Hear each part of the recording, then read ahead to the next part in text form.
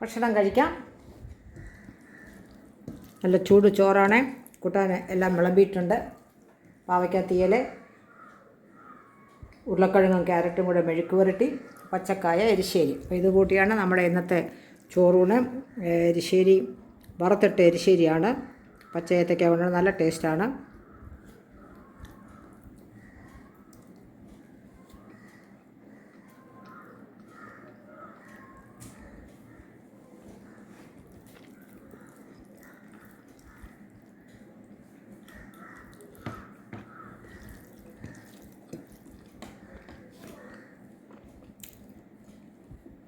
മെഴുക്ക് പുരട്ടി, തീയൽ എല്ലാം കൂടെ നല്ലൊരു കോമ്പിനേഷനാണ്. നോൺ വെജ് ഒന്നും ഇല്ലെങ്കിൽ തന്നെ അത് സൂപ്പറായിട്ട് നമുക്ക് ചോറിനാം.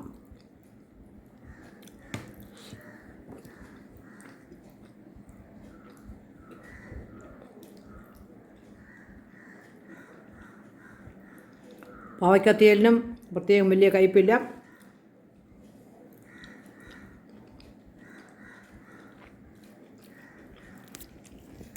ഇപ്പം കഴിക്കട്ടെ. എല്ലാവരും ഭക്ഷണം കഴിക്കുക, ഹാപ്പി ആയിട്ടിരിക്കുക. ഓക്കേ. ഇന്നത്തെ ഉച്ചയൂണിൻ്റെ വിഭവങ്ങൾ കാണാം. പാവയ്ക്ക തീയൽ, ക്യാരറ്റും ഉരുളക്കിഴങ്ങും കൂടെ മെഴുക്ക് പുരട്ടി, പിന്നെ പച്ചക്കായ എരിശ്ശേരി വെച്ചു. പിന്നെ അതിൻ്റെ കൂടെ തന്നെ ഇന്നലത്തെ കാച്ചിയ മോരുമുണ്ട്.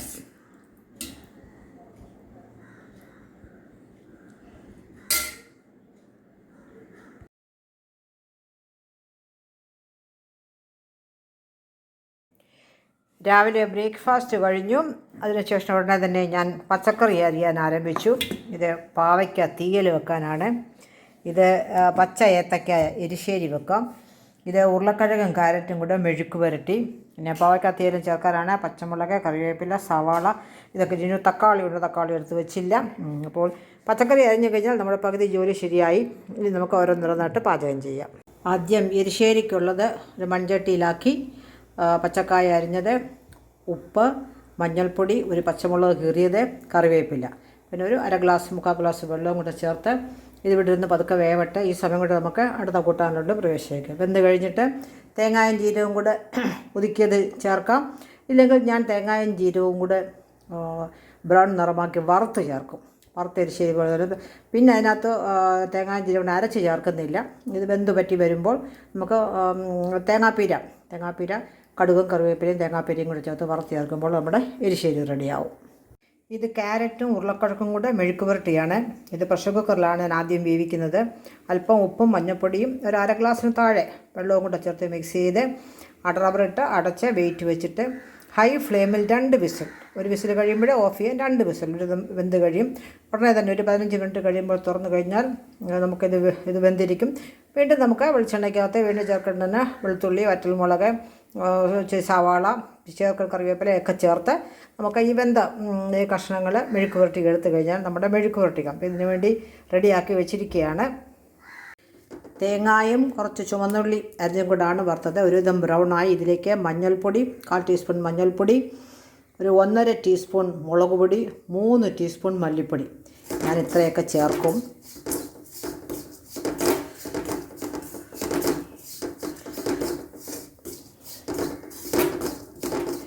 എല്ലാം കൂടെ നല്ലതുപോലെ ഒന്ന് റോസ്റ്റായി കഴിയുമ്പോൾ നമുക്ക് മിക്സിയിൽ ഇത് അരച്ചെടുക്കും. തേങ്ങ ഒരു 1/2 കപ്പ് 3/4 കപ്പ് തേങ്ങയേ ഉള്ളൂ, മതി, കുറച്ചേ ഉള്ളൂ പാവയ്ക്കാം. തേങ്ങ വറുത്തത് അവിടെ ഇരിക്കട്ടെ. ഒന്ന് തണുത്ത് കഴിയുമ്പോൾ നമുക്ക് മിക്സിയിൽ അരച്ചെടുക്കാം. ഇവിടെ ഒരു ചട്ടിയിൽ 1 സ്പൂൺ എണ്ണ ഒഴിച്ചു. അതിലേക്കൊരു പച്ചമുളക്, ഒരു പകുതി സവാള, പകുതി മുക്കാലുള്ള കുറച്ച് സവാള, ഒരു തക്കാളി ഇത്രയിട്ട് ആദ്യം ഒന്ന് വഴറ്റി കഴിഞ്ഞിട്ടാണ് പാവയ്ക്കായും ഉപ്പും മഞ്ഞൾപ്പൊടിയും കൂടെ ചേർത്തിട്ട് വേവിക്കുന്നത്. ഒന്ന് വേവട്ടെ, ഒന്ന് വഴലട്ടെ. അപ്പോഴത്തേക്ക് നമുക്ക് പാവയ്ക്ക ഘനം കുറച്ചരിഞ്ഞ് ഉപ്പും മഞ്ഞൾപ്പൊടിയും വെള്ളവും കൂടെ ചേർത്ത് വെച്ചിരിക്കുകയാണ്. ഒരു 10-15 മിനിറ്റായി വെച്ചിട്ട് ഇനി നല്ലതുപോലെ 1-2 വെള്ളത്തിൽ കഴുകി ഇതും കൂടെ നമുക്ക് വഴറ്റി വെച്ചിരിക്കുന്നതിലോട്ട് ചേർക്കാം. പാവയ്ക്ക നല്ലതുപോലെ വെന്തു, ചാറൊക്കെ പറ്റി. നമുക്ക് ആദ്യം ഇതിലേക്ക് പുളിവെള്ളം ഒഴിക്കാം. അപ്പോൾ ഇതിൻ്റെ കയ്പ്പ് കുറഞ്ഞ് കിട്ടുമെന്ന് ഞാൻ 1-2 വീഡിയോയിൽ, എങ്ങനെയായാലും കുഴപ്പമില്ല, അരിച്ചു വെച്ചിരിക്കുന്ന പുളിവെള്ളമാണ്. അല്പം ഹൈ ഫെയറിലോട്ടാക്കി ഒന്ന് തിളയ്ക്കട്ടെ.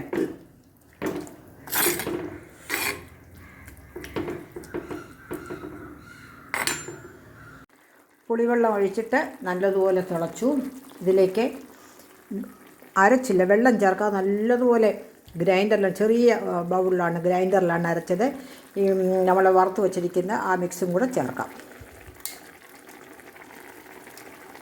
അല്പം കൂടെ ഉണ്ട്, നമുക്ക് വെള്ളം ഒഴിച്ച് അതും കൂടെ മിക്സ് ആക്കാം.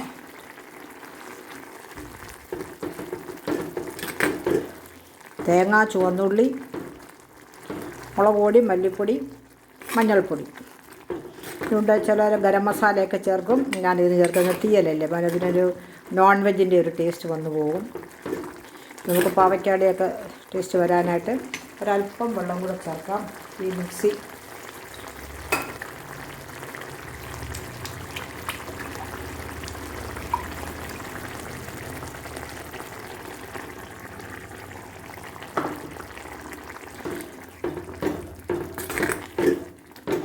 ഒരുപാട് ഇനിയും ചാറാക്കണ്ട. ഉപ്പ് പാകത്തിനാക്കുക. ആദ്യം കടുവറുത്ത് എണ്ണയ്ക്കകത്ത് വഴറ്റിയാണ് വെച്ചതായതുകൊണ്ട് വീണ്ടും ഇനിയും കടുവറുക്കേണ്ട ആവശ്യമില്ല. അല്ല കൂടുതലായി വേണമെന്നുണ്ടെങ്കിൽ ഒന്നും കടുവറുത്തിട്ടാലും കുഴപ്പമില്ല. ഇപ്പം ഞാനിത് നല്ലപോലെ തിളച്ച് ലോ ഫ്ലെയറിൽ ഇപ്പം നേരം വെച്ച് കഴിയുമ്പോൾ നമ്മുടെ സൂപ്പർ പാവയ്ക്ക തീയൽ റെഡിയാകും. ഇപ്പോൾ ലോ ഫ്ലെയറിൽ നിന്ന് തിളയ്ക്കട്ടെ. ഇവിടെ പാവയ്ക്ക തീയൽ റെഡിയായിട്ടുണ്ട്. എണ്ണ തെളിഞ്ഞ് നല്ല കൊഴുത്ത ചാറോട് കിട്ടിയിട്ടുണ്ട്. ഓഫ് ചെയ്തു, എങ്കിലും തിളച്ചുകൊണ്ടിരിക്കുകയാണ്. ചട്ടിയല്ലേ, അല്പസമയം കൂടി നിൽക്കട്ടെ. അപ്പോൾ അടച്ച് വെക്കാം. ഒരു അരമണിക്കൂർ 1 മണിക്കൂർ കഴിഞ്ഞിട്ടൊക്കെ അത് കഴിച്ചാൽ മതി. ഓക്കെ. എരിശ്ശേരിക്ക് കടുക് വറുത്തത് ചേർത്തു. അതിൻ്റെ രീതിയൊക്കെ തീർന്നു. നമുക്ക് അടച്ച് വെക്കാം. അടുത്തത്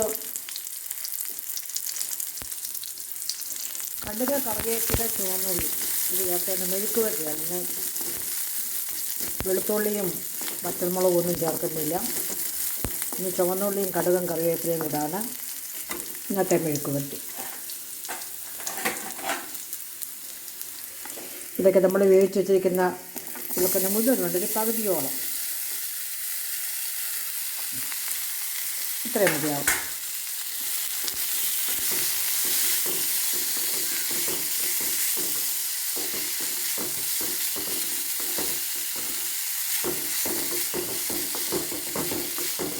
അല്പം കൂടെ നല്ലപോലെ ഒന്ന് മൊരിയട്ടെ.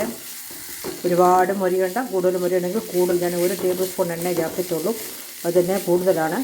ഒന്ന് പതുക്കെ കിടന്ന് ഒന്ന് ലോ ഫ്ലെയർ ആക്കി കഴിയുമ്പോൾ അതും മൊരിഞ്ഞ് കിട്ടും. അപ്പോൾ നമ്മുടെ മെഴുക്ക് പുരട്ടിയും ശരിയായി. ഇപ്പോൾ മെഴുക്ക് പുരട്ടിയായി. പച്ചക്കായ എരിശ്ശേരി,